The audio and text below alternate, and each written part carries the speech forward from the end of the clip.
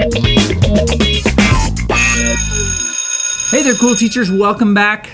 Hanging out after school, talking about the important stuff as usual. Yeah. So we thought we would take a look into the crystal ball, or in this case, the microphone, and try to predict the future. The future as it relates to standardized testing. In the Cool Teacher Show, just a little bit, we debated back and forth hotly debated the pros and cons of standardized testing, and wherever you fall on that spectrum, we hope that was meaningful to you to kind of hear those arguments and to hear that data. So let's look into the crystal ball and see.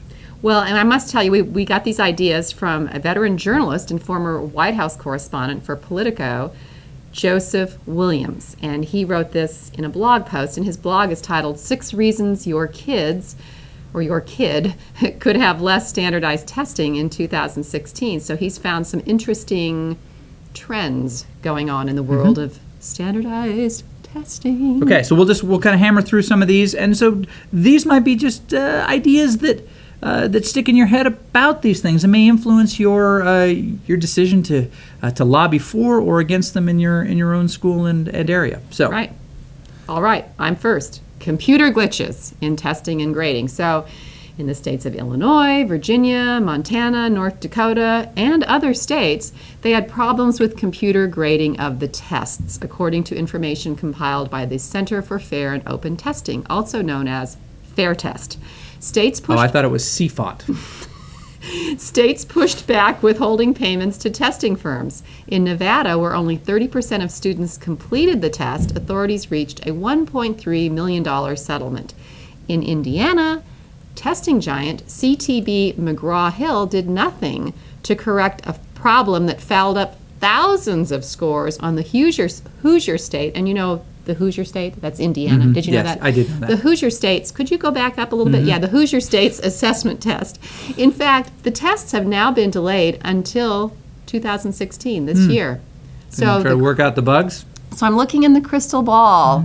Ooh, it says that more states will have troubles and will go after testing companies for retribution. Retribution. Yes. I'd like $1.6 million. Yeah, me too. So, ACT, SAT, OUT, Barbara. That's right. More colleges dropping tests as admission requirements. In 2015, we saw an increasing number of colleges and universities either scaling back their use or weight of the ACT and SAT tests, or in some cases, ditching them altogether as an admissions requirement.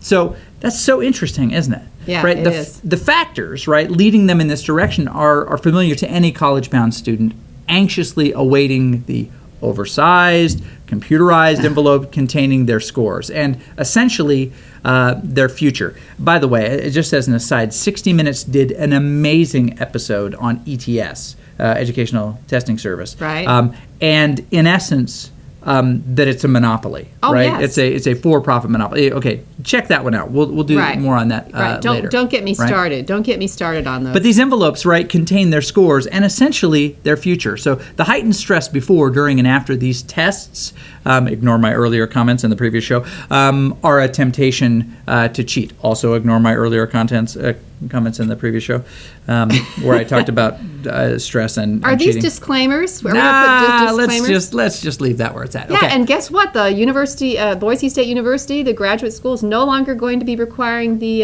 GRE? GRE. Wow. No, I just made that up. Oh. Ha ha, sorry. Just a test to see if you're watching. There were some people who were really excited. Yeah. I will scold her off camera later for such a comment. All right. Okay. So, what does the crystal ball say about this? Well, then? the crystal ball says, that we may be seeing that as a trend. They may be looking for other, more meaningful ways to represent if a student is going to be successful in college. Because remember, these are aptitude tests, not achievement tests. The SAT is an aptitude test. It's a predictor, supposedly, of how a student will do in college. And that's why colleges like to give those tests, because they want to grab those students who have the highest likelihood of being successful. And that's not a criticism for institutions wanting to capture the right type of person that they want. If you go into McDonald's and are disappointed that there's no filet mignon mignon on the menu, then you pick the wrong location. It's okay to try to find the students that best fit your program, your school. There's no Why criticism do of you always that. have to turn this into a fast food Because analogy? I am so hungry right now.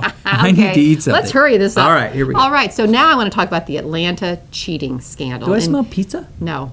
That's left over in the microwave. Coach. In Atlanta, 11 educators were convicted in April of altering, inflating, or fabricating test scores on student achievement tests in struggling schools, bringing to a close the most massive cheating scandal in the nation's history.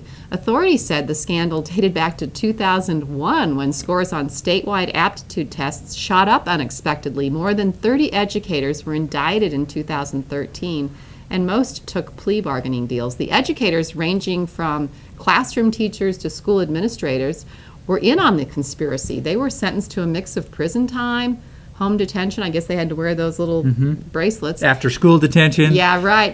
Probation and fines. So, what do you think, Crystal Ball? Is there more cheating and scandals on the way? Probably. Do you think so? Maybe because of all the publicity, though, there'll be less because teachers know now the possible implications Yeah. of their activity. So the crystal ball's not giving me a clear picture on this But one. what it is saying is that Pearson is going to have to pay damages to the student that spied on after he shared his test questions on Twitter. Yeah, right. Can you believe that? Yep. Oh my goodness, that was crazy. Yeah, it was. Okay. Pearson spied on the student. Pearson spied on the student. Using Twitter. He Yeah. sent out the test question. He sent out a test question and Pearson found it. Yeah, and the violation of copyright and sued. Wow, All right. crazy. So an explosion of the opt-out anti-test and movement. I can relate to this because Yeah. I did not allow my students to take standardized tests in public schools, and I was so Your student or your children? My children. I was so ostracized, I must tell you, by the school system itself, and I'm not blaming them because they are under so much pressure to get a high percentage. And of they're being students told what to take. do. Right, exactly. Yeah. So I felt kind of badly about telling the principal that no, my student doesn't have to take the test, and no, please stop calling me. But I did, and I am one of those parents. So tell us more about this. So, Yes. an estimated 500,000 students in 7 states, New York to Oregon, chose to not take the federally mandated assessments in the spring, right? This was with the blessing of their parents, and according to Fair Test, the U.S. Department of Education won't have official opt-out numbers until later this month. But testing advocates say that the tests hold teachers accountable and measure student progress. But opponents actually say that the kids are over-tested. Right?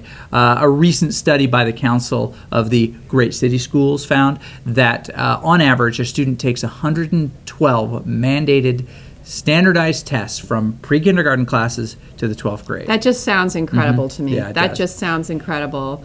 I don't know. I would say the crystal ball is telling us that parents are going to become more and more educated on standardized tests and the ones that their students have to take and the ones their students don't have to take, and maybe be a little bit more proactive and exercise their constitutional rights. And I'll add to that, we're always concerned that we're 21st, and, and I didn't mention this before, but it's so important, and I would encourage you to look. If you're concerned about our placement in the world, do a detailed search at the reporting strategies of these different countries.